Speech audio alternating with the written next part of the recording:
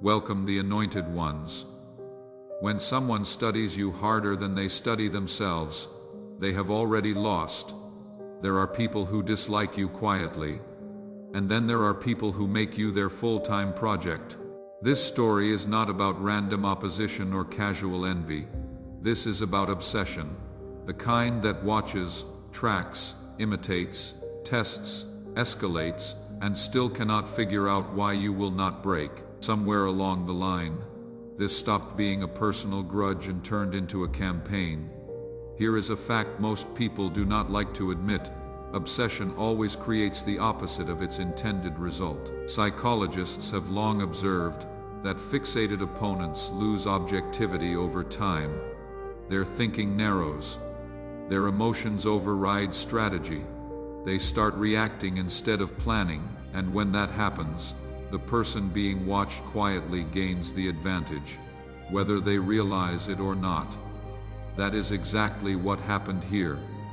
What you were dealing with was not just resistance, it was a calculated effort to study your reactions, your limits, your patterns.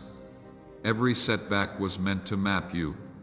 Every provocation was meant to extract data, but instead of becoming predictable, you did something inconvenient. You evolved, and while you were adapting, whoever was trying to take you down kept using the same tired playbook, just louder and more desperate. The irony, the more attention they gave you, the clearer you became. You started noticing timing, repetition, motives that did not add up, and once you see the pattern, the illusion collapses. What looked intimidating starts looking sloppy, almost embarrassing. Like someone rereading your old messages while claiming they are totally unbothered. That is where the humor sneaks in, because at some point, you realize you are not in danger. You are being audited by someone who keeps failing their own exam. This is not a story about superstition or theatrics.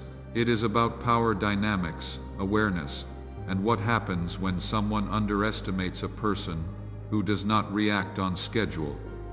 When you stop dancing to the tune, the music gets real awkward for the one playing it. So if you have ever felt like resistance followed you unusually closely, like obstacles were oddly personalized, or like certain people were far too invested in your downfall, stay right here.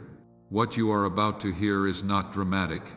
It is diagnostic, and once you understand what was really happening behind the scenes, a lot of things are going to click into place. Number 1, the obsession was not about destroying you. It was about owning your frequency.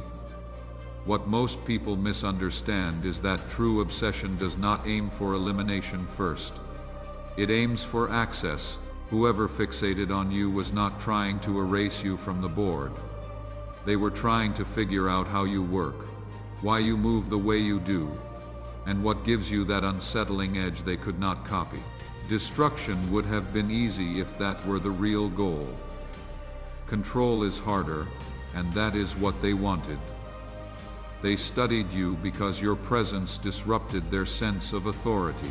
You did not follow the emotional rules they depended on. You did not react when expected, crumble when pressured, or chase validation when baited. That kind of self-contained energy bothers people who rely on influence, manipulation, or fear to feel powerful. So instead of stepping back, they leaned in too close. Every attempt to destabilize you was really an attempt to get inside your rhythm. They wanted to provoke a reaction they could use, a weakness they could exploit, a habit they could predict. But what they found was consistency where chaos should have been. You stayed yourself under stress. You did not fracture into versions they could manage. That is when fascination turned into fixation. Here is the uncomfortable truth. People only try to own what they secretly admire or feel threatened by. They do not obsess over things they believe are beneath them. Your clarity exposed their confusion. Your steadiness highlighted their dependence on tricks.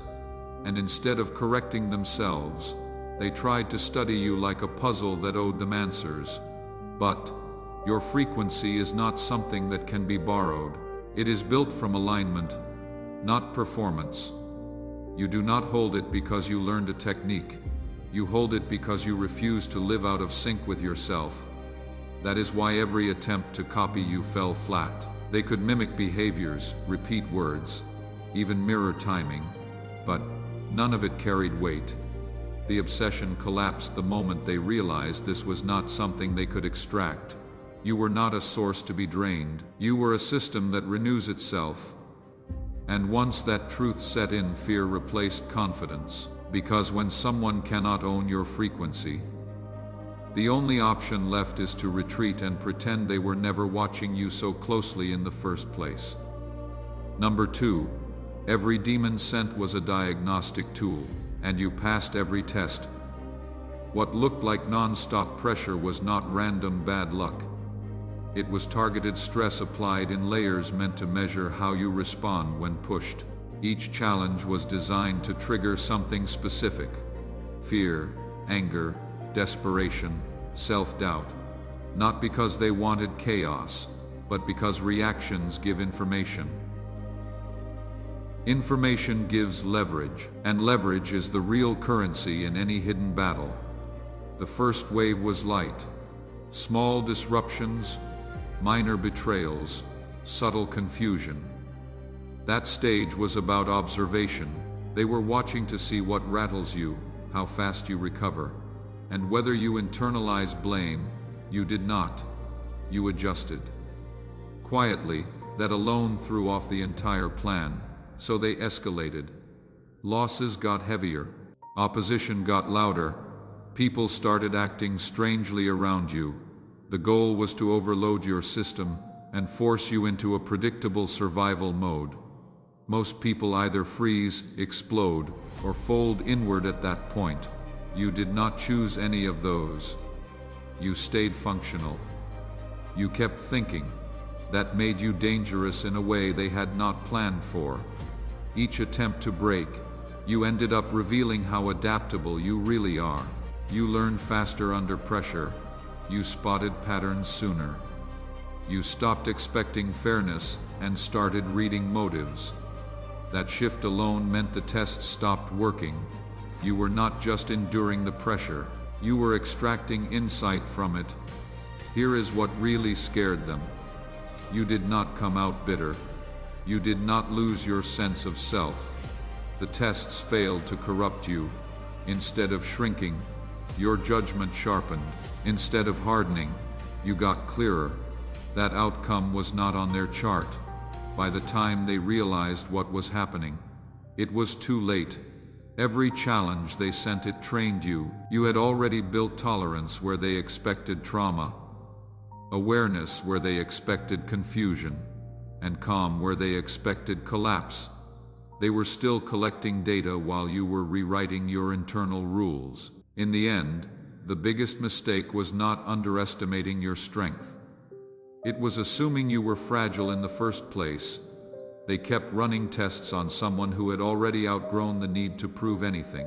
And when every test comes back clean, the only conclusion left is that the system testing you is the one that is flawed. Number 3, you did not fight demons. You outgrew their operating system. At a certain point, the struggle stopped feeling like a battle and started feeling outdated. Not because the pressure disappeared, but because the tactics stopped making sense to you. The same triggers, the same mind games, the same emotional traps kept showing up. And instead of reacting, you noticed how predictable they were. That is when growth quietly took over.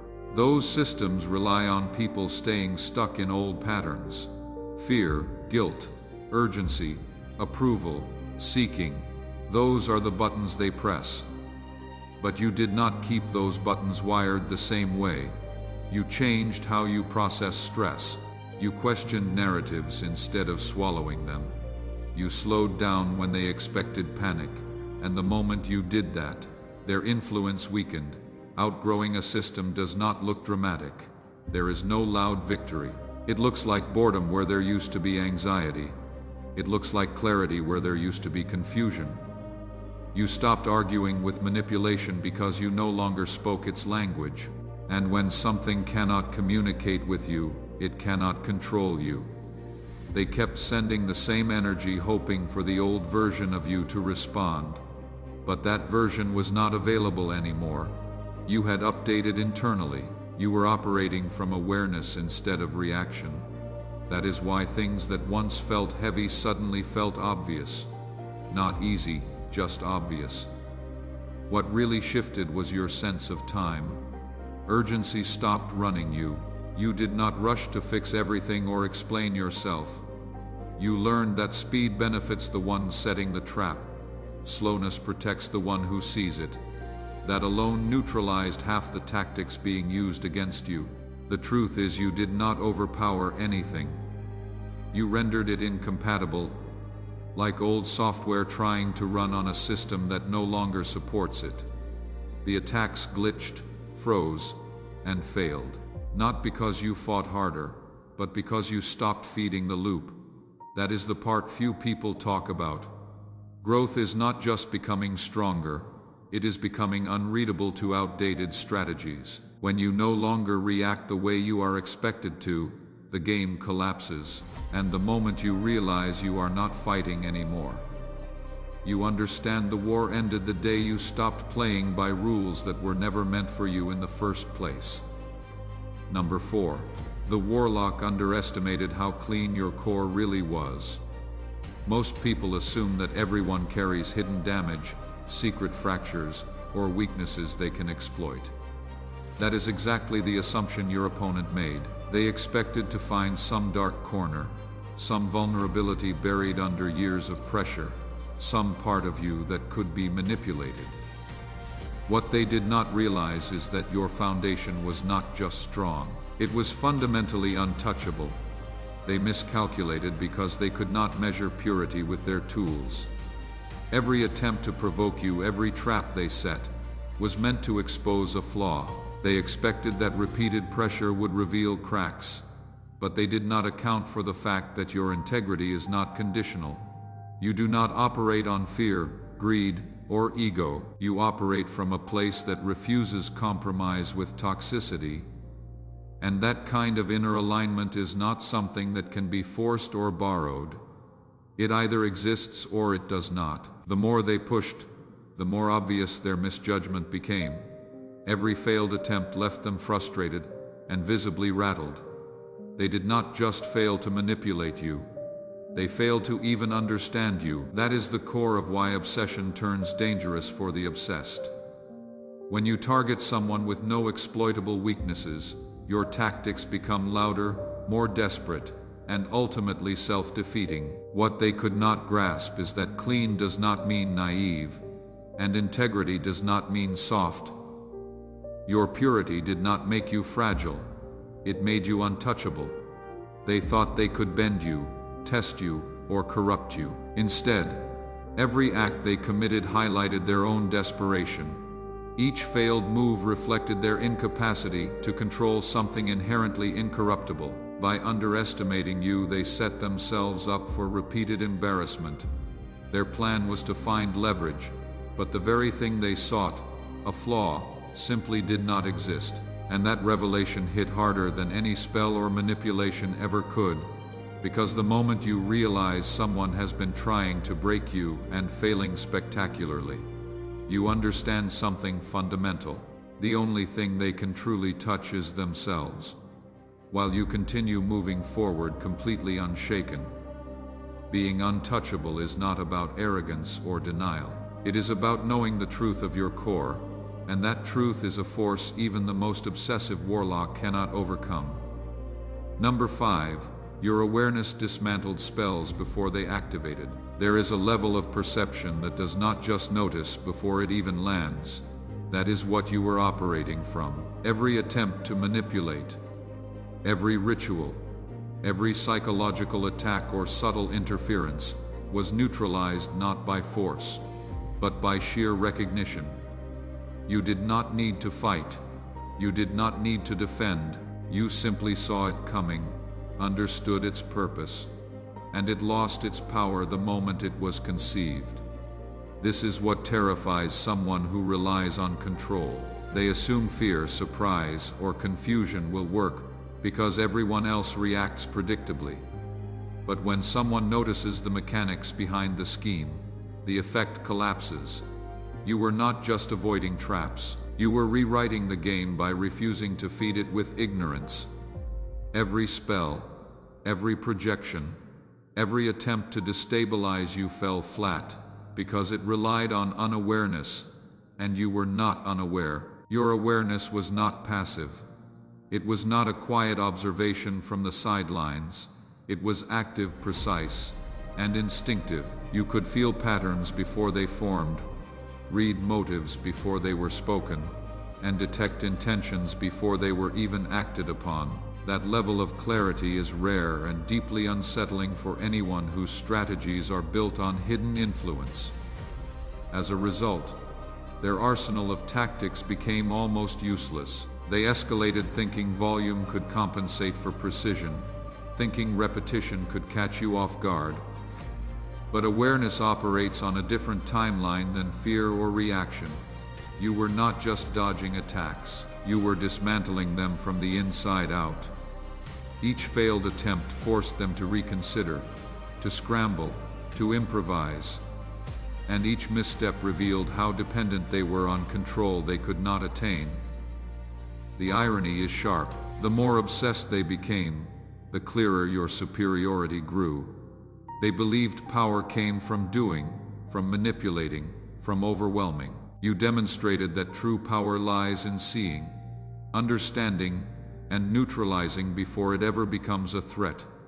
Awareness is not just defense, it is disarmament. And by the time they realized it, the war had already tilted irrevocably in your favor. Number 6. They mistook your restraint for weakness and paid for it repeatedly. What fooled them was not your lack of reaction, it was their misunderstanding of it. They assumed that because you did not lash out, did not expose everything, and did not retaliate publicly, you were unable or afraid. In their world, power only looks like noise. So when you stayed calm, they mistook discipline for passivity. That misread became their biggest mistake. Your restraint was not about being nice or trying to keep peace. It was about control. You knew that reacting too fast hands the advantage to whoever set the trap. You understood that not every attack deserves a response, and not every provocation deserves energy. While they were swinging wildly, you were choosing timing, and timing always beats impulse. They kept escalating because they thought pressure would force your hand. Louder attacks, bolder moves, more public attempts to shake you. Each time you did not respond the way they expected, they grew more confident in the wrong conclusion. They believed they were winning because you were not reacting. In reality, you were gathering information, watching patterns repeat, and letting them reveal exactly who they were. Restraint requires strength most people do not have. It means holding back when ego wants to speak. It means letting lies hang long enough for the truth to expose itself. It means trusting that consistency outlasts chaos. They did not understand that kind of power, so they kept pushing, and every push made their position weaker. When you finally moved, it was not emotional, it was surgical. You did not over-explain, you did not dramatize. You acted with precision, using the openings they had created themselves through overreach. That is when the tone changed. Confidence turned into confusion. Boldness turned into backtracking. Suddenly, they were the ones trying to control the narrative. They paid for the misread because restraint is not absence of strength. It is strength under command. You were not frozen, you were composed. And by the time they realized the difference, the damage was already done, not to you, but to their credibility, their leverage, and the illusion that they ever had the upper hand at all. Number 7. Each defeat rewired the enemy instead of breaking you. What they did not anticipate was that failure has a direction, They assumed every loss would weaken you, drain you, wear you down piece by piece. That is how it usually works when someone is under constant pressure. But in this case, the damage went the other way. Every failed attempt did not scar you. It destabilized them at first. They brushed it off. One misstep can be explained. Two can be blamed on timing. But when defeat becomes repetitive, something shifts internally. Confidence erodes quietly. Decision-making gets sloppy. Doubt creeps in, not as fear but as irritation. And irritation is dangerous because it clouds judgment. You did not need to touch them for this to happen. Their own failures did the work. Meanwhile, you were not internalizing the losses at all. You were not telling yourself stories about being cursed, unlucky, or targeted. Because you are weak, you stayed grounded in reality. You adapted, you learned. You kept moving forward without dramatizing what was happening. That calm response is what made the contrast so stark. While you stayed intact, they started unraveling. Each time they failed, they had to explain it to themselves. Why did not it work? What did they miss? That constant questioning rewired their thinking in unhealthy ways. They became hyper-focused on you, replaying events, overanalyzing your actions, searching for flaws that were not there. Obsession replaced clarity. Strategy gave way to fixation. You, on the other hand, did not carry the emotional residue of each encounter. You processed it and released it. That is why you stayed sharp. That is why you did not harden or become reactive. You were not collecting defeats. You were collecting insight. And insight strengthens without weighing you down. Eventually, the imbalance became obvious. They were tense, rushed, reactive. You were steady, patient, clear. The more they tried to regain control, the more obvious their instability became to others watching. Credibility slipped. Support thinned. Allies questioned them. That is the quiet truth most people miss. Repeated failure does not just break plans. It reshapes the person failing. And while they were being rewired by frustration and desperation, you were being refined by awareness. The outcome was never in doubt after that. One side was evolving. The other was unraveling. Number 8. The obsession became personal when you refused to fracture. What really tipped the scales was not your skill, your insight, or even your awareness. It was your refusal to break. They had spent so much time and energy thinking they could destabilize you, manipulate you, or force you into chaos. Every plan, every spell, every attack was meant to fracture your mind or spirit in some measurable way. But you did not fracture. You stayed whole. And that refusal changed the game entirely. People who rely on manipulation thrive on predictable outcomes. They feed on the expectation that pressure will lead to collapse. But when someone refuses to crumble, that expectation fails and frustration turns into obsession. At first, they thought of it as a challenge, a puzzle to solve. Then it became personal. Their tactics were not just ineffective, they were embarrassing, and that embarrassment bred fixation. Refusing to fracture is not about ignoring threats or pretending to be unshakable. It is about maintaining clarity in the face of chaos. Understanding the difference between what belongs to you and what does not, and not giving them access to reactions they can exploit. Every time they escalated hoping for a crack, you responded with the consistency they could not predict. That consistency alone dismantled their strategy. The personal nature of obsession is its own kind of weapon. Once they realized you were not going to break, the attacks shifted from professional or strategic to emotional and erratic. Their plans became reactive rather than proactive. They were no longer trying to win. They were trying to justify their inability to control you. That is when they started making mistakes that amplified your position. They miscalculated timing, misread motives, and exposed weaknesses in their own network because they were too consumed with you. The more personal the obsession became, the more they revealed about themselves while you remained steady, focused, and untouchable.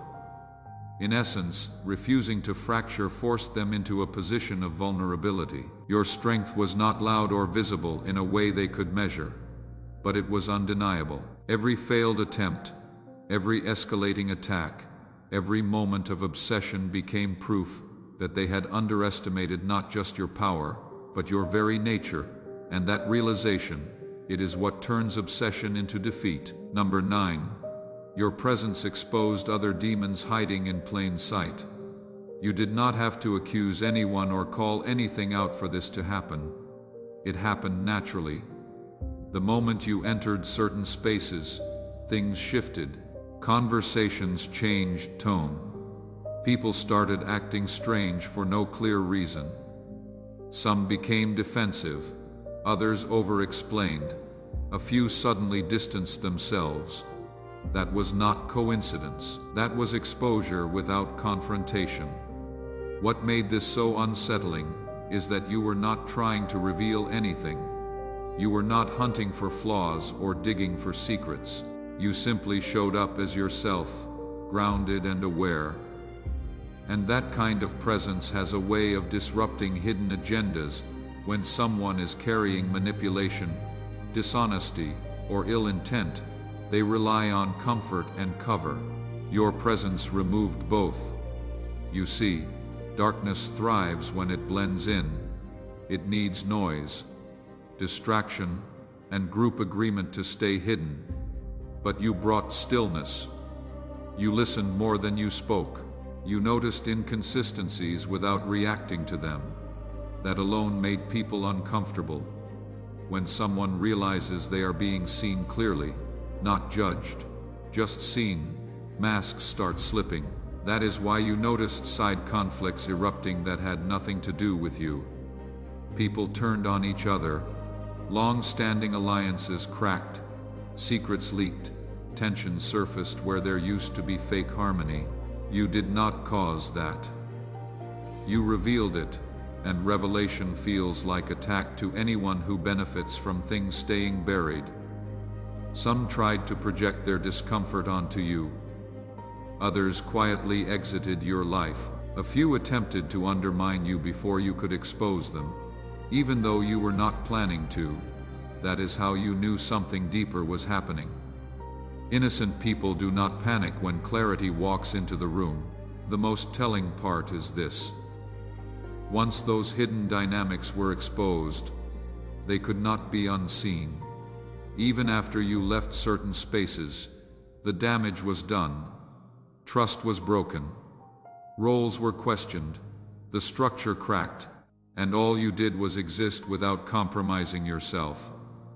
That is a level of power most people do not understand. You were not fighting demons directly. You were acting as a filter.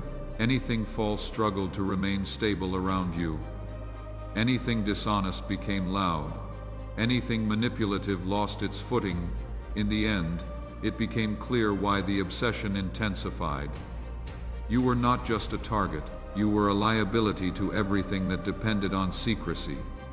And nothing terrifies hidden darkness more than someone who exposes it without even trying. Number 10. You triggered self-destruction protocols without lifting a finger. What actually unraveled things was not anything you did directly. It was what stopped working the moment you refused to play along. Systems built on manipulation depend on cooperation, even unwilling cooperation. They need reaction, fear, confusion, emotional investment. When you withdrew that fuel, everything started malfunctioning on its own. You did not expose anyone publicly. You did not confront every lie. You did not try to control the outcome. You simply stopped feeding the structure, and once that happened, the pressure that was meant to crush you had nowhere to go but inward. People started contradicting themselves. Plans overlapped and clashed. Stories did not line up anymore. What once looked coordinated began to look messy. That is because hidden systems are not stable by default. They are held together by constant effort. Someone has to keep lying. Someone has to keep managing perceptions. Someone has to keep everyone aligned. When one person steps out of the loop, especially someone they were fixated on, the balance breaks. The energy turns cannibalistic. You noticed it in small ways at first. Sudden infighting, allies questioning each other, people scrambling to protect themselves instead of the mission. That is a clear sign of internal collapse. You were not the threat anymore, distrust was. And distrust spreads faster than any external attack ever could. What is ironic is that they assumed you were powerless because you were not acting. In reality, non-participation was the most disruptive move possible. You forced them to overmanage, over-explain, over-correct. And every over-move exposes cracks. The harder they tried to regain control, the more obvious it became that control was already gone. You did not need revenge because the structure did that on its own. You did not need validation because the unraveling was visible. The very obsession meant to destroy you turned into the stressor that destroyed their internal order. That is how self-destruction really works. Not through dramatic collapse, but through accumulated missteps caused by pressure, paranoia, and unchecked fixation. You did not pull the trigger. You did not light the fuse. You simply stepped aside and let the system reveal how unstable it always was. And once a system shows, it cannot sustain itself without targeting you. Its end is already written. Number 11. They realize too late that you cannot be spiritually tracked. At some point, the strategy shifted from attack to surveillance. They tried to follow your movements, predict your next step, anticipate your reactions. That is what people do when control slips. They try to monitor instead, but what they ran into was something they did not understand. You do not move in straight lines, and you do not operate on predictable timing. Most systems of control depend on patterns. If someone reacts the same way every time, thinks out loud, explains their plans, or moves according to expectation, they are easy to track. You were not like that. You did not announce shifts before they happened. You did not make emotional decisions that left a trail. You did not rush. Sometimes you moved quietly. Sometimes you paused completely. Sometimes you changed direction without warning. That unpredictability was not chaos. It was clarity. They tried to read signs, behaviors, energy, even people around you, but nothing stayed consistent long enough to map. The version of you they thought they understood kept expiring. By the time they adjusted, you were already operating from a different level of awareness. That is when frustration turned into panic. What made this worse for them is that tracking requires access. You cut off unnecessary explanations. You stopped oversharing. You kept parts of your life private, not out of fear, but out of discernment. That silence was not empty, it was protected, and protected spaces cannot be invaded without permission. The more they tried to lock onto you, the more obvious it became that they were chasing an image, not the real thing. They were studying shadows while you were changing internally. That is a losing game every time. Eventually, they realized something uncomfortable. You were not hiding, you were ungraspable. You were not avoiding detection. There was nothing to latch onto. No consistent emotional output. No predictable reactions. No dependency they could trace back to you. By the time this truth set in, they were already behind. You had outpaced their awareness, not by speed, but by depth. You were not running. You were operating from a place they could not access. And once someone realizes they cannot track you, cannot predict you, and cannot interfere without exposing themselves, the obsession loses its power, because control only works when the target can be followed. You could not be. And that is when the chase finally collapsed. Number 12. Your endurance was not learned. It was remembered. What carried you through all of this was not something you picked up along the way. It was not a coping strategy you learned from books or advice you borrowed from others. It was deeper than that. When things intensified, something in you did not panic or scramble to adapt. It activated, like a muscle you did not even know you still had. Your endurance came online naturally. That is because this was not your first time navigating pressure like this. On some level, you recognized the terrain. You knew when to conserve energy, when to stay still, when to move, and when to let things play out without interference. That kind of knowing does not come from training. It comes from memory, not surface memory, but core memory. The kind that lives below fear, while others would have burned out. You settled in. You did not dramatize the difficulty or inflate the threat. You treated it like something you had survived before, even if you could not explain how. That calm was not denial. It was familiarity. You understood instinctively that storms pass and systems collapse when they are pushed too hard.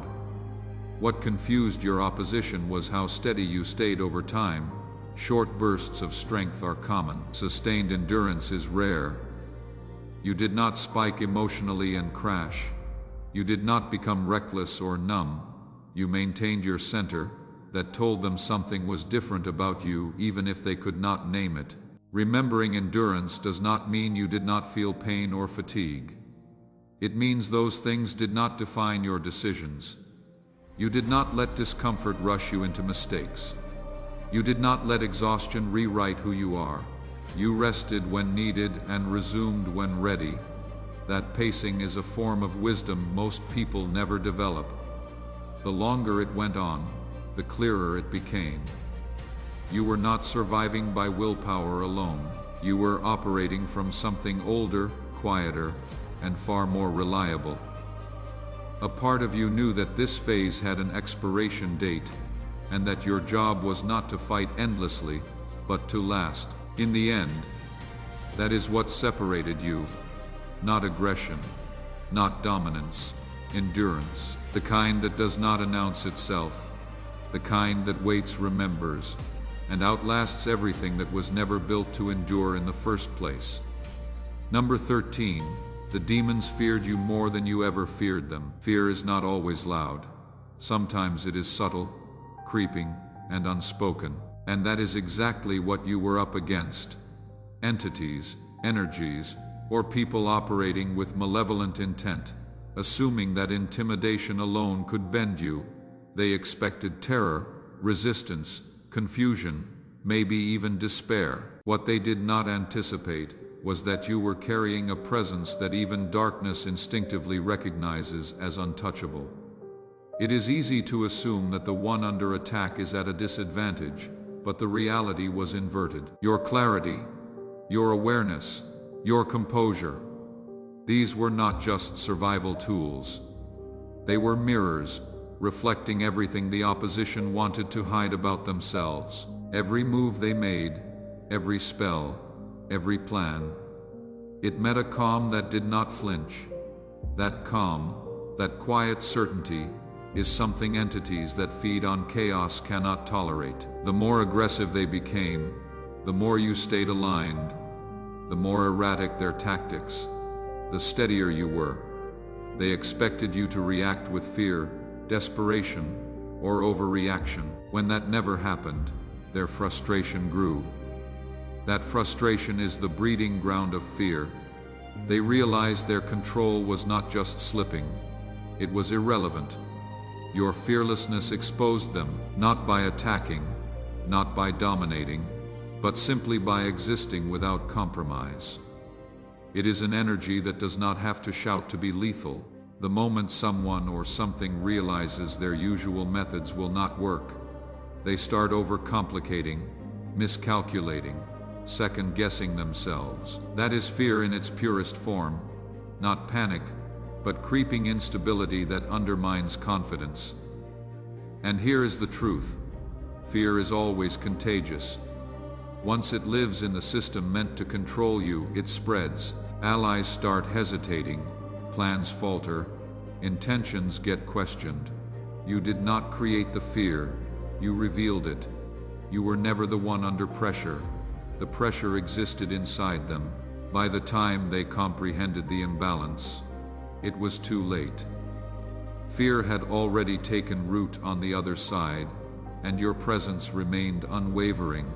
The one they wanted to dominate was untouched, while the ones doing the dominating were quietly unraveling, haunted by a realization they could not fully articulate, that whatever they thought they were chasing, controlling, or harming, it was stronger than they could ever confront. Number 14. The final defeat was realizing they never had authority over you. The biggest turning point did not happen during an attack, a setback, or a confrontation. It happened quietly, the moment the truth settled in. They were never in charge. Not of your life, not of your direction, not of your outcome. Everything they tried was based on an assumption that you were operating under their jurisdiction. You were not. All their efforts depended on borrowed power. Power that only works when the other person believes in it, fears it, or submits to it emotionally. Once you stopped doing that, not consciously, not dramatically, but naturally, their influence evaporated. You did not rebel. You did not overthrow anything. You simply stopped recognizing an authority that was never legitimate to begin with. That realization changes everything. Fear loses its grip when you understand it was never backed by real control. Threats become noise. Pressure becomes inconvenience. Manipulation becomes obvious. You did not become reckless or arrogant. You became clear. And clarity is devastating to systems built on illusion. They sensed the shift before they could explain it. You stopped negotiating internally. You stopped asking for permission to exist, to move, to choose peace. You did not seek approval or protection from the very thing trying to dominate you. That is when the panic set in on their side, because authority only survives as long as it is acknowledged. The final defeat was not loud. There was no dramatic collapse or final showdown. It was a slow realization that nothing they did could override your alignment. They could not block what was not dependent on them. They could not control what did not answer to them. They could not stop what was not coming from fear. What made this defeat permanent is that you did not need to win. You did not need revenge. You did not need closure from them. You walked away internally before anything ended externally. And once you do that, there is nothing left for the other side to grab. In the end, the war did not conclude because one side overpowered the other. It ended because the illusion of authority collapsed. And when that happens, everything built on it falls apart on its own. You did not escape their control. You discovered it was never real. This entire journey comes down to one undeniable truth. Nothing that was sent against you worked the way it was supposed to. Not because you fought harder, but because you operated from a level they could not access, influence, or override. What looked like attacks were actually exposures. What felt like pressure was really a test of systems that were never built to handle someone like you. And the more they tried to force an outcome, the more obvious it became that you were never under their control. You were not lucky. You were not protected by chance. You were aligned. You moved with awareness instead of fear, restraint instead of impulse, clarity instead of chaos. Every scheme depended on you reacting on cue, breaking on schedule, or doubting yourself long enough for them to step in. You did not. You stayed intact. You stayed observant. You stayed you, and that alone dismantled everything. What truly defeated them was not exposure or confrontation. It was irrelevance. You outgrew their tactics, outpaced their tracking, and refused their authority without ever announcing it. While they spiraled deeper into obsession, you moved forward quietly, carrying insight instead of damage. They were trying to win a war you had already exited. This is the part people miss. Real power does not need validation, noise, or dominance. It shows up as stability when chaos is expected. It looks like clarity when confusion is being pushed. It feels like peace in places where fear is supposed to rule. And once you embody that, nothing designed to control you can survive for long. So, if parts of this story resonated deeply, that is not coincidence. It means you have lived some version of this yourself, and understanding it is how you stop repeating it. If this message spoke to you, do yourself a favor and stay connected. Subscribe to the channel so you do not miss what is coming next. Like this video so it reaches others who need clarity right now. Drop a comment and let your voice be heard, and share this with someone who has been under pressure and does not yet realize how much power they actually hold. This channel is not about hype, it is about insight. And if you are here for a reason. God bless you.